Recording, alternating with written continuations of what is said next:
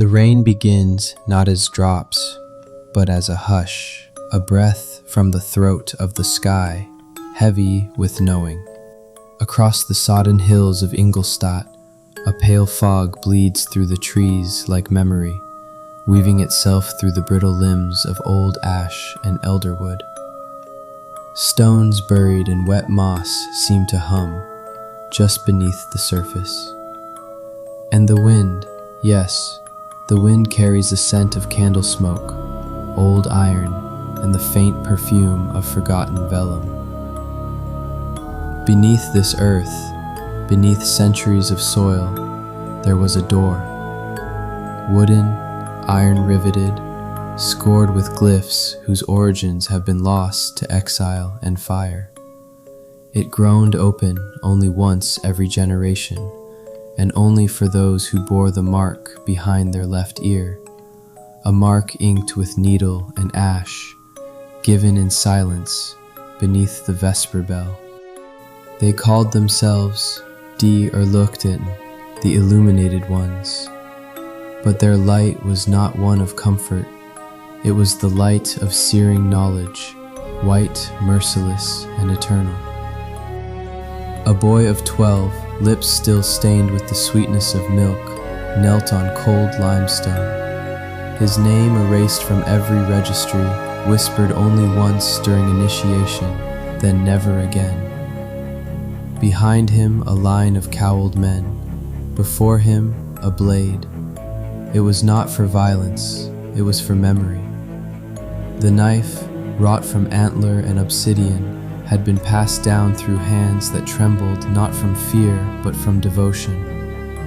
The blade was kissed by fire, then blood, always blood. He was not the first child to kneel there, nor the youngest. The order did not recruit, they inherited. Through families cloaked in outward piety and quiet names, passed down like relics, von Knigge, von Busche, von Suttner.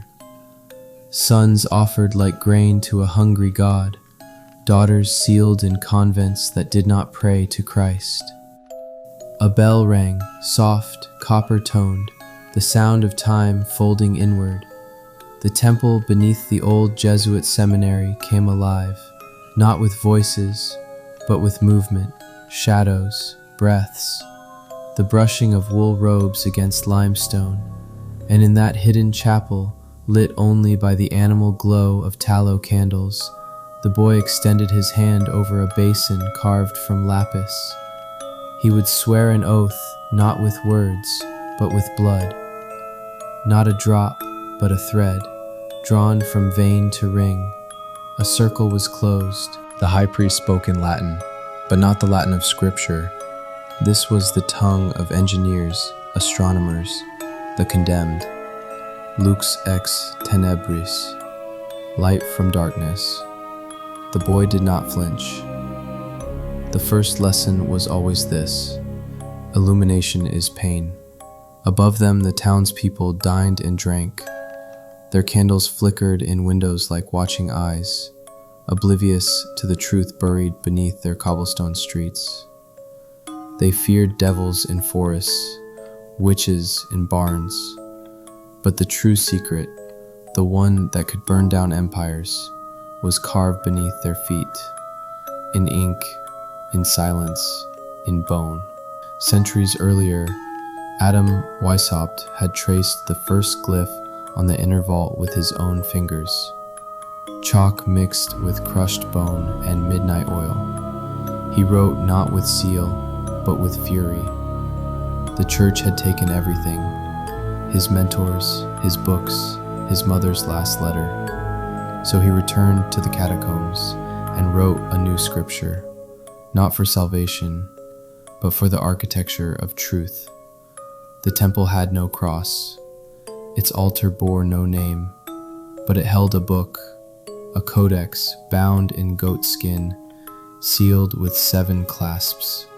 No key, only blood, only lineage. It was whispered that only the descendants of the first circle, those who took the oath before the Bavarian electorate outlawed them, could open it. And so, line by line, generation by generation, the bloodline persisted. Through plague, through war, through the silencing of libraries and the burning of girls, the order remained, hidden behind Masonic facades, Jesuit seminaries, even the salons of French Enlightenment thinkers. Rousseau spoke with them. Goethe dined beside them. Mozart composed for their rituals, never knowing who he truly served. But inside the temple, none of that mattered. Rank dissolved, name dissolved. The veil was lowered, and only the illuminated remained. They did not worship. They remembered. They remembered a map, a sacred geometry traced not across land, but across minds, a network of minds, bound not by loyalty, but by sacrifice. Every member had given something, a sibling, a homeland, a voice. The temple's silence was not absence. It was a graveyard of offerings. The stone walls dripped with condensation. Every droplet caught candlelight like tiny stars. And the scent, salt wax, aged wood, something metallic, never left the lungs. It became part of them. Years later, in foreign courts or distant colonies, they would still smell it. In dreams, in confessions, in the moment before death. They wore no sigils on their robes, only a cord around the waist, 7 knots. Each knot stood for a silence they had kept. The final knot, always undone, was meant for the secret they had yet to discover. That was the cruel brilliance of the Illuminati's creed. Enlightenment was never a possession, it was a pursuit, an exile into endless doubt. Every answer brought a darker question, and once you entered the temple, you were never whole again. You left something behind, your innocence, your voice, your place in the ordinary world. The boy, no longer a boy, now a shadow among shadows, was led through the deeper corridor. It was a corridor only 3 had walked before him that decade. It bent unnaturally, like a spine twisted by suffering. The walls bore carvings, mathematical symbols intertwined with archaic runes.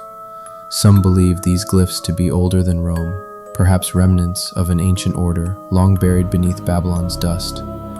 At the end of the corridor, a chamber, round, windowless, the floor etched with concentric circles, spiraling toward a single obsidian dais.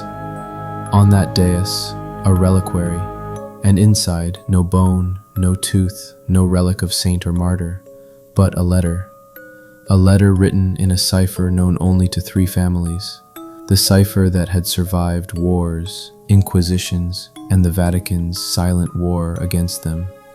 The boy placed his hand on the reliquary. It was warm. It was always warm, not from heat, but from presence. He was told nothing, only this, that one day, when the sky split and the old powers fell, he would be summoned again, to read, to remember, to bleed anew. Outside, the rain had stopped, but the air remained thick, as if the earth itself held its breath. A raven circled the steeple of the abandoned seminary. Its cry echoed like a warning, or a benediction. The temple door closed behind him, vanishing into stone, and above, in the quiet of a Bavarian night, the stars aligned, not in beauty, but in design. But the temple had no end, only thresholds. Beyond the reliquary chamber, another passage emerged, narrow and breathless, as if the stone itself recoiled from what it contained. Light did not follow. The air thickened, colder, yet somehow pulsing, alive. The boy, now silent by oath, walked barefoot. Each step sounded not on stone, but inside him, like echoes in bone. The floor shifted, no longer smooth. Beneath him crunched the fragments of bone, scorched parchment, and seashell dust. The remains of those who came unbidden, who asked questions they could not survive. Knowledge was never given here. It was earned through loss. The walls bore the ghosts of painted panels. Time had faded their colors, but the meanings remained like bruises. A veiled woman wrapped in red cords, cradling a book in flames. A child bleeding into a silver chalice. A king smiling as he offered a blade to his own throat. These were not parables. They were truths. The illuminated did not rule. They knelt before sacrifice. At the passage's end hung a veil, black lamb's wool, stitched with 7 circles of gold thread. It was not opened by hand, only by breath. The boy leaned in, whispered the word given to him in the final hour of silence, a word that would vanish from his memory the moment it passed his lips. The veil stirred. Beyond it, a round chamber, the Ordo Umbrae, the circle of shadows. No altar, no relics, only 13 chairs carved from yew, arranged around a basin of ash. 12 were empty, 1 was not. In the center, the ash of burned oaths, centuries of ink and blood, incinerated to seal promises beyond forgiveness. Every decade, the oldest vow was written, spoken, and burned, not to forget, but to make it irrevocable. The seated figure wore no face, only a smooth mask of gold, eyeless, mouthless, like the eclipsed sun. But when they spoke, their voice pulled the air down like stone. You have entered by silence. You will leave only by sacrifice. The boy could not answer. His tongue had been sealed with oleum tacitae, a bitter black oil once used to silence apostates. The silence would last 7 nights, and in that time he would see what others had died to bury. The masked figure extended a folded cloth. Inside, a key, old, blackened, cold. But there were no doors left, only truth. He took it. Above, a bell rang once. No one heard it but him. And below, in the stillness of the earth's heart, he took his place, not as a voice, but as a vessel, not to be known, but to become knowing.